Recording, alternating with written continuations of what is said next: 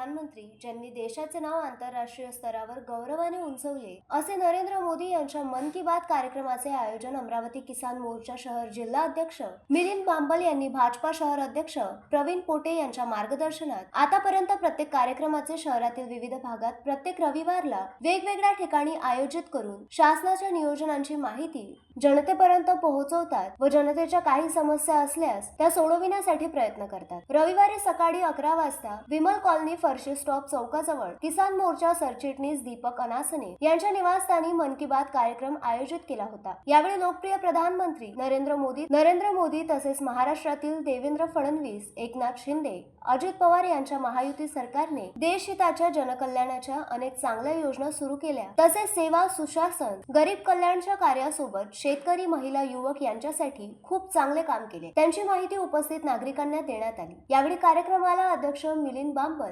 सरचिटणीस राजेश कोफणे, दीपक अनासने, सचिन लाटालकर, गोवर्धन सगणे, मनोज देशमुख, गजानन गतफणे, अविनाश मालोदे, विजय यादव, उज्ज्वल अंबाडे, सचिन पंसारी, राजेश कुलकर्णी यांच्यासह अनेक मान्यवर उपस्थित होते। देशाचे लोकप्रिय पंतप्रधान आदरणीय नरेंद्रजी मोदी साहेब यांचा मन की बात कार्यक्रम किसान मोर्चातर्फे प्रत्येक वेळी दर रविवारी शहरातील विविध भागात आयोजित केला जातो आणि त्यांच्याद्वारे आयोजित विविध शासकीय योजनांची माहिती प्रत्येक भागामध्ये किसान मोर्चा देत असते। अमरावती शहराचे अध्यक्ष प्रवीणजी पोटे पाटील यांच्या मार्गदर्शनात किसान मोर्चा प्रत्येक भागात मन की बातचा कार्यक्रम आयोजित करून नागरिकांना शासनाच्या विविध योजनांची माहिती देते। त्याचप्रमाणे मन की बात म्हणजे देश के सामूहिक प्रयासों की बात करना, देश के उपलब्धियों की चर्चा करना, देश के जन सामर्थ्य की चर्चा करना, यासाठी हा मन की बात कार्यक्रम प्रधानमंत्री मोदी साहेबांनी आयोजित केला होता।